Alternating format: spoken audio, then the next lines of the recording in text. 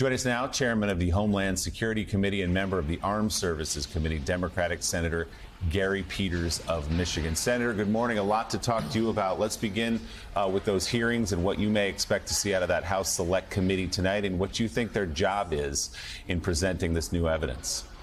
Well, I think they have an incredibly important job, and I think we're all waiting to see exactly what they put forward. As you recall, my committee did an investigation immediately after the attack on January 6th, so looking at security breaches, what we need to do in order to make sure that an attack like we saw on the Capitol never occurs again. We made a number of recommendations for short-term fixes.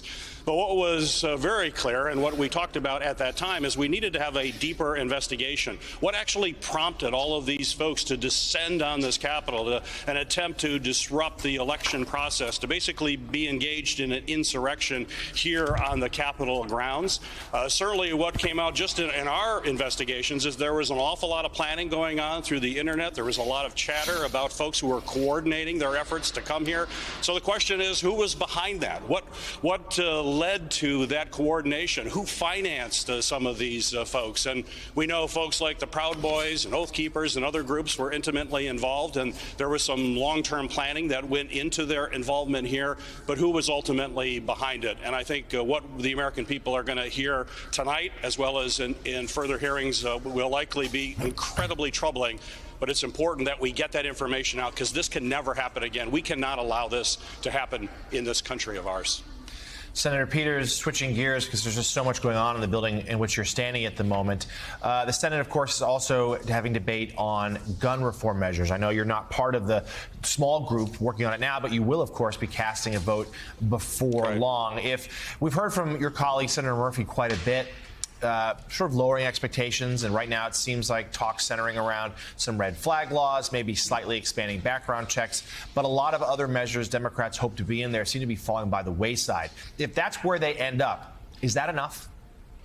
Well, it's certainly not enough in the long run, but in the short run, I think we have to do something. There's no question that we have to show some positive momentum. There are things that we must do. So I want to allow this group to come together with ideas, see if we can get the votes necessary to get it through the Senate here. We're going to need 60 votes. We're going to need to have 10 Republicans on board.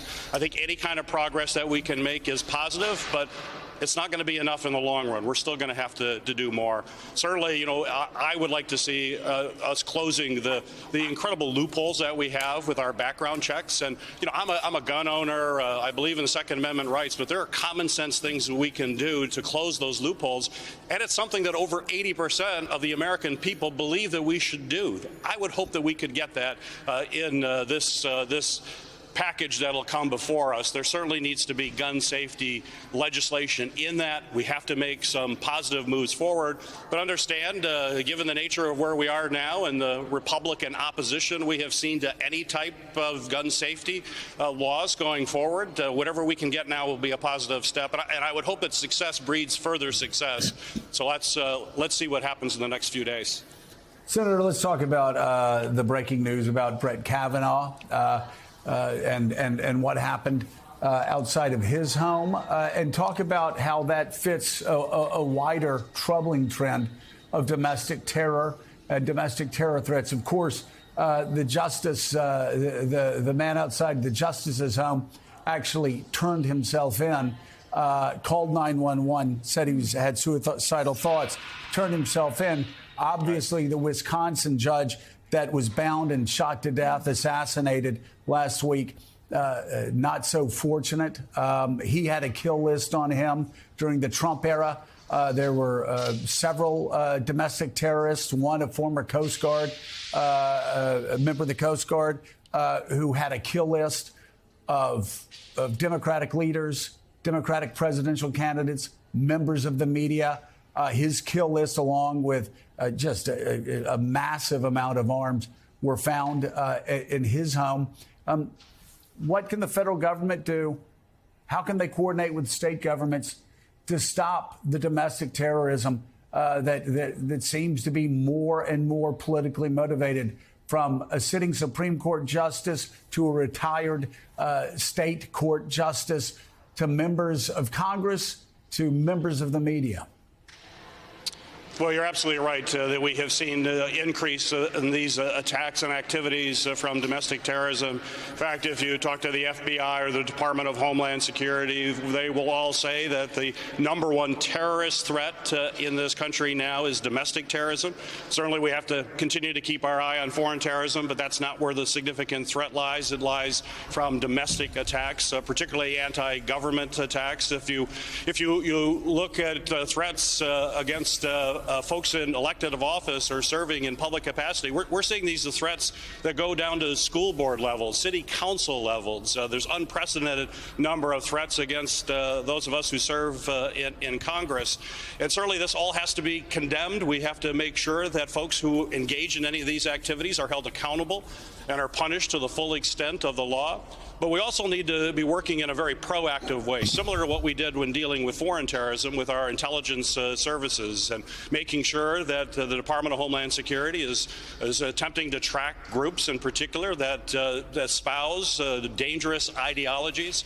Today we're going to be doing a hearing in my committee talking about the insidious ideology of white supremacy and replacement theory and how that is actually stoking a lot of the recent attacks that we have seen. In fact, the majority of attacks in domestic terrorism across the country are being propagated as a result of these kinds of insidious ideologies.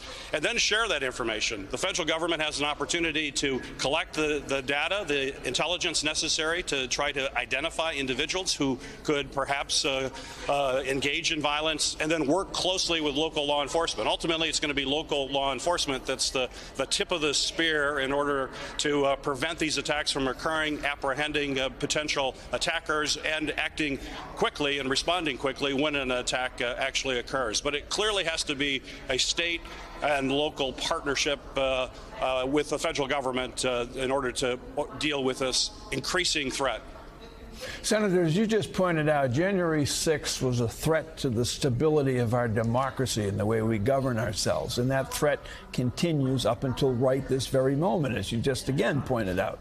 My question to you is, having access to some of the information and intelligence gathered by the January 6th committee, because America has an increasingly short attention span, is there anything that you know of that is a holy cow moment in what you know about the hearings? A moment that will make people say, wow, didn't know that? Well, I think we need to let the hearings play out. I don't want to get ahead of what we're going to see in the hearings in the coming days. I think it is important for everyone to get the complete story, because the complete story is incredibly damaging, and it's important to take a look at that and understand.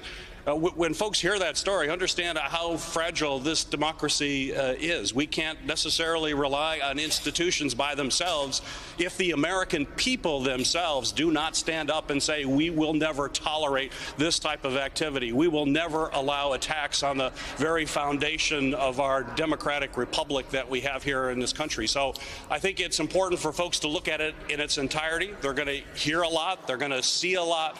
And I hope there is a widespread passion from the American people to understand that we all have a stake in the future of this country. We all have to speak out. We all have to condemn these actions. And we all have to be vigilant every single day to make sure that our democracy stays strong. Chairman of the Homeland Security Committee, Senator Gary Peters, thank you very much for joining us this morning.